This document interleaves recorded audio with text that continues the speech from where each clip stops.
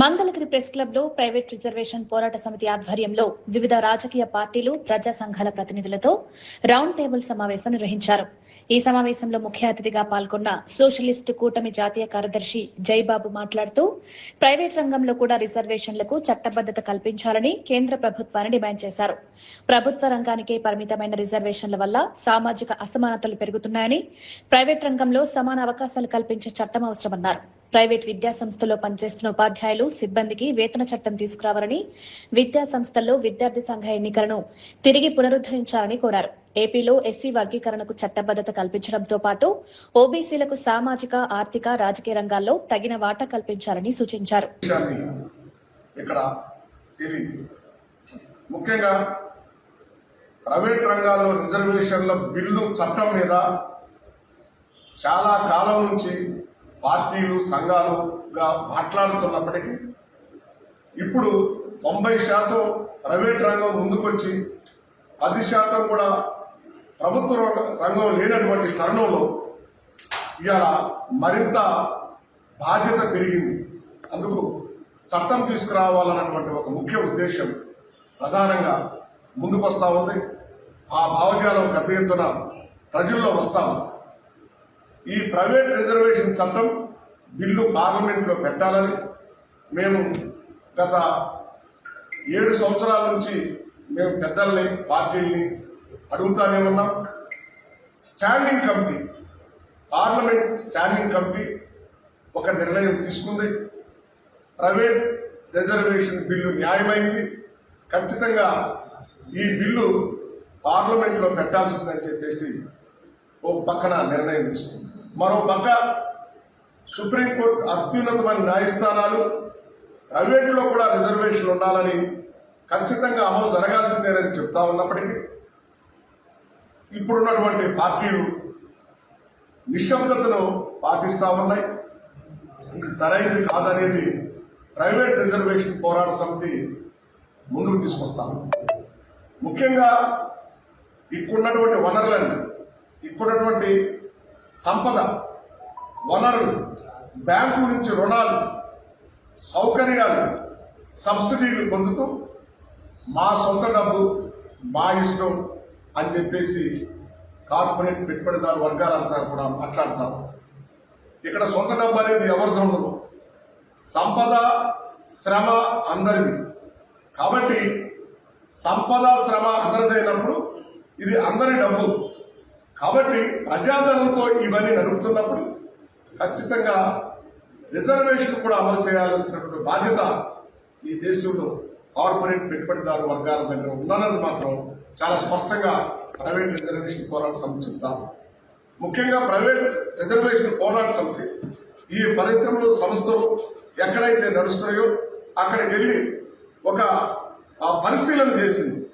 ఒక సామాజిక వర్గం నుండి ఒకడు ఒక పరిశ్రమ పెడితే ఆ సామాజిక వర్గం వాళ్ళే మొత్తం ఉంటున్నారు అక్కడ, మిగతా వాళ్ళు ఉండట్లేదు, మిగతా కులాలకు అవకాశం రావట్లేదు.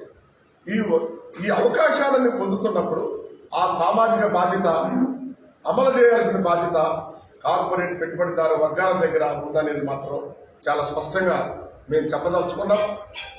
మరో అంశం ఏంటంటే ఇప్పుడున్నటువంటి కార్పొరేట్ పెట్టుబడిదారులంతా కూడా రిజర్వేషన్లు వ్యతిరేకిస్తా ఉన్నారు. ముఖ్యంగా ఈ రిజర్వేషన్లు వల్ల దేశం నాశనం అవుతుందని, ప్రతిభా సామర్థ్యాలు దెబ్బతింటా ఉన్నాయని చెప్పేసి మరో వాదన తీసుకొస్తాము. ఇది సరైనది కూడా కాదనేది మా పరిశీలనలో తేలింది. మా సైట్ నుంచి, ప్రైవేట్ రిజర్వేషన్ పోరాట సమితి సైట్ నుంచి చెప్పదలుచుకుంది ఏంటంటే ఈ ప్రజాధనంతో నడుపుతున్నటువంటి ఈ సంస్థలన్నీ కూడా సామాజిక న్యాయాన్ని పాటించాలి. ఎందుకు పాటించాలంటే సంపద ఒకరి దగ్గరే పెరిగినప్పుడు ఆ నియంతృత్వం పెరుగుతుంది. ఆ నియంతృత్వం పెరిగినప్పుడు వాళ్ళలో స్వార్థం పెరిగి మేము ఇది అమలు చేయాల్సిన అవసరం లేదు, ఎస్సీ, ఎస్టీ, ఓబీసీలకు మేము ప్రతిభా సామర్థ్యాలు లేవు కాబట్టి వాళ్ళకి ఉద్యోగాలు ఇవ్వము, మా ఇష్ట ప్రకారమే ఉద్యోగాలు చేపడతామని చెప్తాము. నిజంగా వాళ్ళు ఉద్యోగాలు ప్రతిభా సామర్థ్యాలను బట్టి అమలు చేస్తున్నారంటే అట్లాంటిది ఏమీ లేదు. వాళ్ళు వాళ్ళ భార్య పిల్లలు బామ్మర్దులందరూ పర్మనెంట్ సభ్యులుగా ఉంటారు. మిగతా వర్కర్స్ అందరూ కూడా తాత్కాలిక సభ్యులుగా ఉంటారు, తాత్కాలిక వర్కర్లుగా ఉంటారు. ఇక్కడ వీళ్ళ అవకాశాలన్నీ దెబ్బతింటా ఉన్నాయి. సంపద అందరిది కాబట్టి వాళ్ళు పోగు చేసుకొని వాళ్ళు నియంత్రణలా వ్యవహరిస్తూ ఉన్నారు. అందుకే ఇవాళ అన్ని ప్రైవేట్ రంగాలను కూడా ప్రైవేట్ రిజర్వేషన్ పోరాట సమితి తగ్గుతా ఉంది. ఎందుకు తగ్గుతా ఉంది? ప్రభుత్వ రంగంలో రిజర్వేషన్ ఉండడం వలన చదువుకోవడానికి అవకాశాలు వచ్చింది, ఉద్యోగాలు చేయడానికి అవకాశం వచ్చింది. వ్యాప్తంగా అన్ని విద్యా సంస్థల్లో విద్యార్థి ఎన్నికలు నిర్వహించాలని ఓ ప్రధానమైన డిమాండ్ కూడా ఈ సందర్భంగా ముందుకు తీసుకొస్తా ఉన్నాం. మరో ముఖ్యమైన విషయం ఏంటంటే జార్ఖండ్ రాష్ట్రం రిజర్వేషన్ 75% పెంచి షెడ్యూల్ లైన్ లో చేర్చాలని ఒక ప్రధానమైన పట్టుబడతా ఉంది అక్కడ ఆ రాష్ట్రం. ఇక్కడ కూడా రిజర్వేషన్లు పెంచాల్సిన అవసరం. ఎస్సీ వర్గీకరణకి చట్టబద్ధత కల్పించాలి, అది సమీక్షకు వెళ్లకుండా చూడాలి. బీసీ రిజర్వేషన్లు సామాజిక ఆర్థిక రాజకీయ రంగాల్లో వారెంతో వారి వాటా కూడా అంతే ఉండాలి. ఖచ్చితంగా జనాభా రేషియో ప్రకారం ఇప్పుడు కులగణన జరుగుతుంది కాబట్టి జనాభా రేషియో ప్రకారం రిజర్వేషన్లు పెంచి షెడ్యూల్ లైన్ లో పెట్టాలని ఓ ప్రధానమైన డిమాండ్ కూడా ప్రైవేట్ రిజర్వేషన్ పోరాట సమితి ముందుకు తీసుకొస్తా ఉంది. ఇక సమీక్షకు వెళ్ళడానికి వీల్లేదు. ఈడబ్ల్యూఎస్ రిజర్వేషన్ షెడ్యూల్ లైన్ లో పెట్టడం వల్ల ఖచ్చితంగా అవి అమలు జరుగుతూ ఉంది. ఎస్సీ ఎస్టీ రిజర్వేషన్లు షెడ్యూల్ లైన్ లో పెట్టడం వల్ల అమలు జరుగుతూ ఉన్నాయి.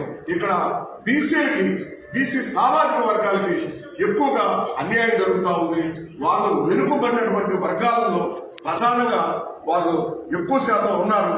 కాబట్టి బీసీ రిజర్వేషన్ పెంచి ఈ రిజర్వేషన్లు ఎస్సీ ఎస్టీ ఓబీసీ రిజర్వేషన్లు కూడా షెడ్యూల్ లైన్ లో పెట్టడం వల్ల సమీక్ష అనేది లేకుండా ఖచ్చితంగా న్యాయం జరిగిందని చెప్పేసి ఈ ప్రధానమైన డిమాండ్ ని ప్రైవేట్ రిజర్వేషన్ పోరాట సమితి ముందుకు తీసుకురావడం ఇది ఆనందించాల్సిన విషయం.